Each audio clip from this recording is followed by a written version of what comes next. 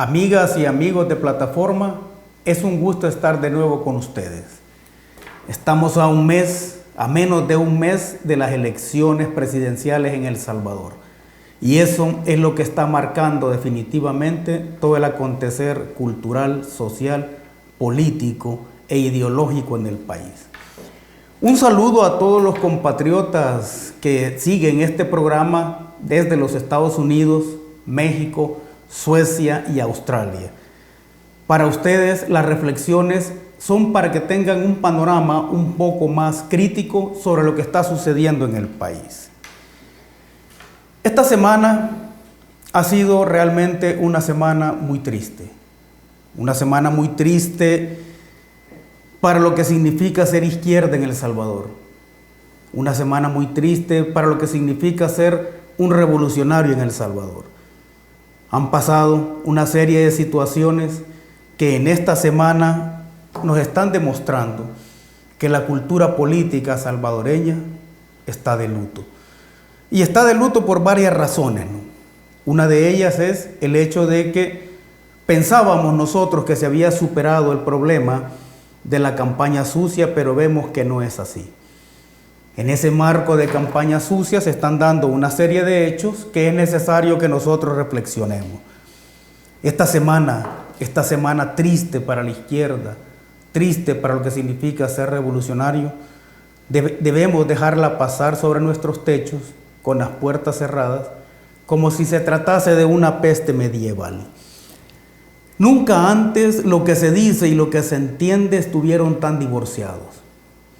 Por ejemplo, cuando yo afirmé que Nayib Bukele había ganado las elecciones, obviamente estaba hablando de las elecciones como un hecho político, no como un hecho electoral. En este momento, hablar desde la izquierda o hablar como revolucionarios también implica un divorcio entre lo que se dice y lo que se hace, entre lo que se dice y lo que se entiende. Realmente estamos en el marco de una situación que define este proceso electoral en tanto proceso político como una discusión ideológica en términos de lo que significa ser de un lado o ser del otro. Bien, en este marco, ¿qué es lo que se está dando? Se están dando una serie de hechos que deben ponernos a nosotros en estado de alerta para garantizar que este proceso electoral, que ha sido bastante convulsionado y que puede ser un proceso electoral que rompa con toda la lógica anterior, debemos de valorarlo y debemos de estar alertas para poder analizar bien los hechos. ¿Cuáles son los hechos que nosotros debemos analizar? Por ejemplo, el hecho del incendio que ocurrió en las instalaciones de la Feria Internacional y que dañó algún equipo o un equipo del Tribunal Supremo Electoral. Accidente o no accidente, ese es un hecho que definitivamente va a ser retomado posteriormente por algunos partidos políticos que no queden conformes con los resultados electorales. Otro hecho a analizar es la visita de la embajadora o el visto bueno o la venia que da la embajadora de los Estados Unidos al proceso electoral. Parece ser que la embajada norteamericana está muy interesada en este proceso electoral y va y revisa de propia mano lo que está sucediendo en el Tribunal Supremo Electoral. No nos quiere dejar hacer nuestra propia Edad Media. Otro hecho que hay que señalar en esta semana triste, esta semana de los cántaros rotos, como la denomino yo, es el hecho de que se ha iniciado una nueva campaña sucia. Parece ser que el FMLN no entiende el mensaje del pueblo. La teoría revolucionaria nos enseña que ahí donde hay una disconformidad o una sublevación de los votantes en tanto tales, es porque existen demandas sociales que no pueden ser o no han sido satisfechas por las instituciones. Instituciones que incluso pudieron haberse convertido en instituciones caducas y que al no poder satisfacer las demandas sociales que la población tiene, entonces eso genera una especie de sublevación de los votantes. Ese hecho de la sublevación de los votantes es el mensaje que se está mandando desde el lado del pueblo. Y el FMLN parece que no entiende ese mensaje. No entiende que a veces es necesario dar un par de pasos para atrás o un par de pasos al costado para poder de nuevo dar pasos adelante. ¿Qué significa una sublevación de los votantes? Significa que se deben concretar nuevos compromisos. Compromisos con los votantes, compromisos con una revolución democrática que permitan formar una conciencia política clara en la población y que permita que esa conciencia política clara de la población lleve al país hacia mejores derroteros. Ahora, hay algunas coincidencias que parecen raras y inexplicables en este proceso electoral.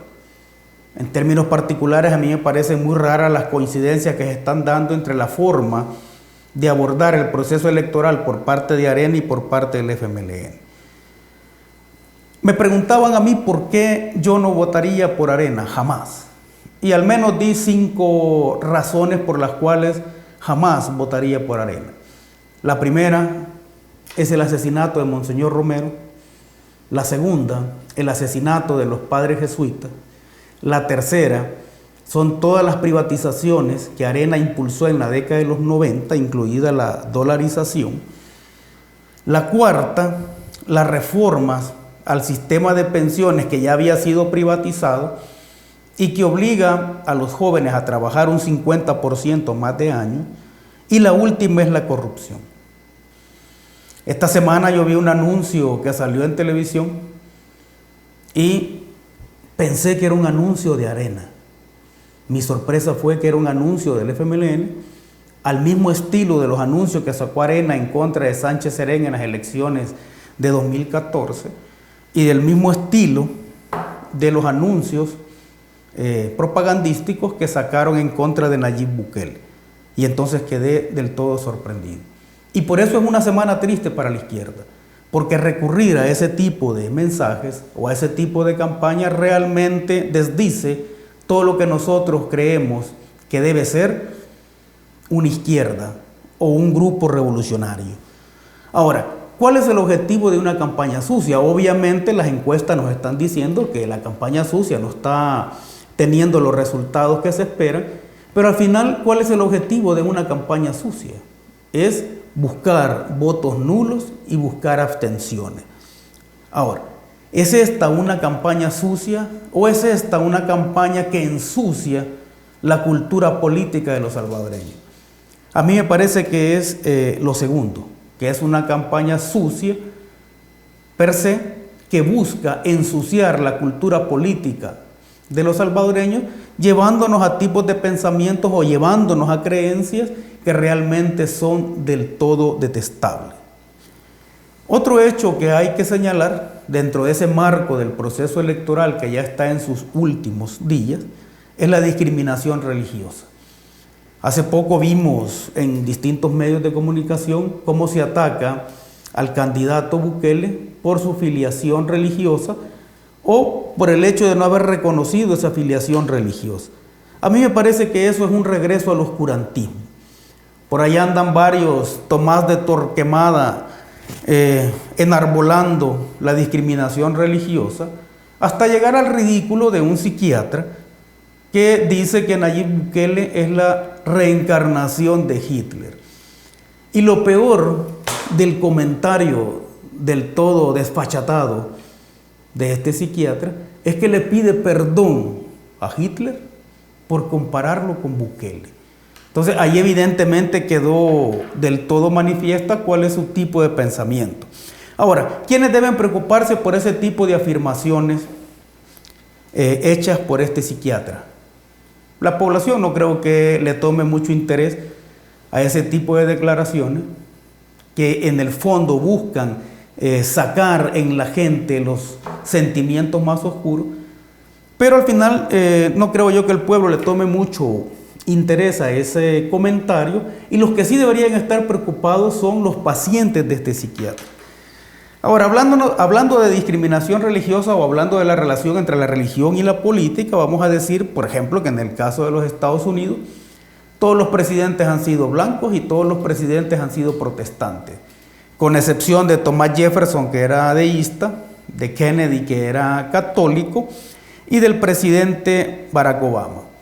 En el caso de El Salvador hemos tenido presidentes seguidores de Saibaba, hemos tenido presidentes teósofos, y también hemos tenido presidentes y hemos tenido políticos que, siendo católicos, han asesinado o han dado la orden de asesinar a curas, monjas, catequistas.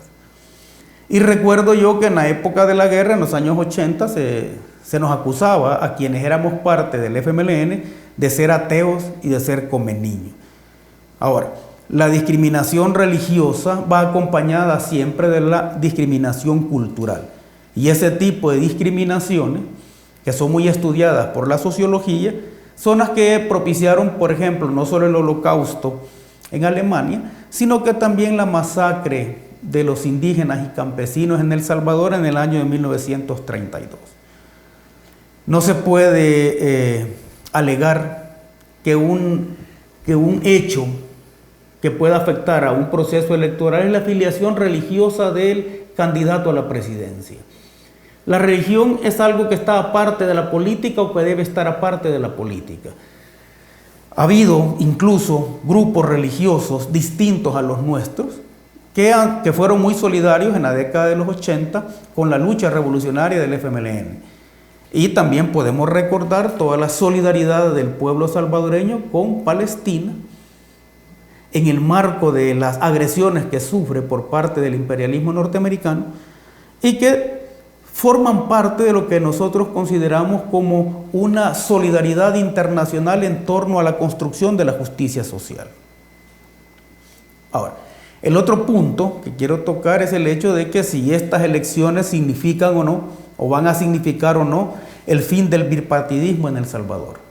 Ahora, ¿el fin del bipartidismo es una tragedia para la izquierda o es una oportunidad revolucionaria para la izquierda?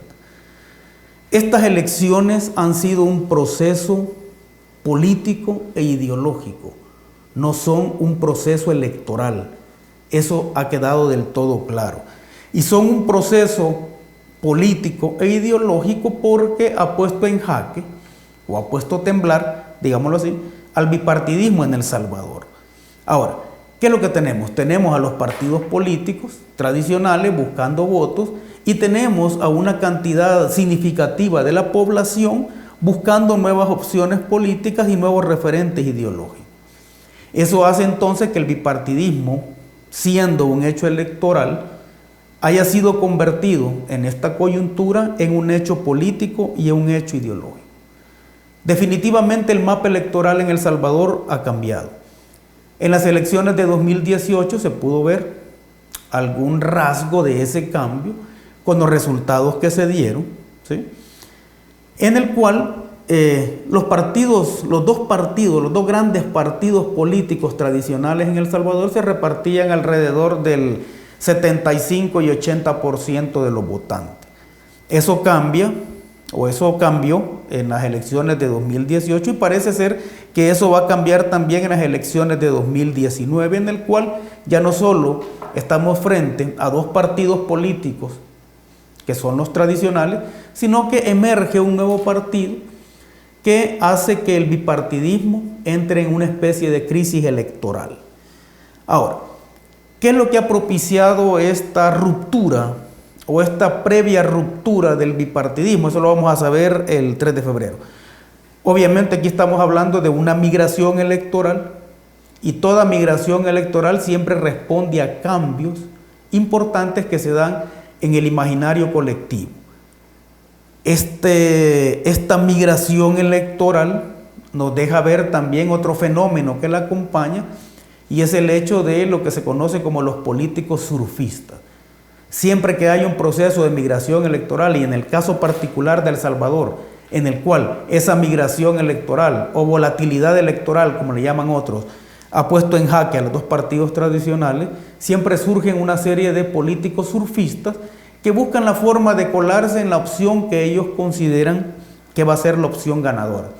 Y obviamente lo hacen porque muchos políticos que tenemos en El Salvador no pueden vivir si no es de la política, es decir, no tienen las capacidades profesionales para vivir de otra cosa que no sea vivir de la política.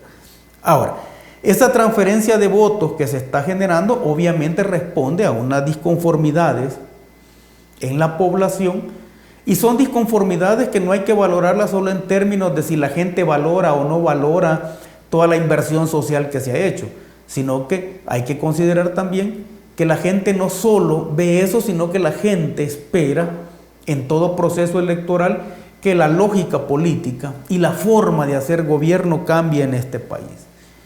Ahora, esa ruptura del bipartidismo como hecho político y como hecho ideológico que podría consolidarse en febrero de 2019, hay que valorar o hay que ver si va a ser un hecho estrictamente coyuntural o va a ser un hecho estructural.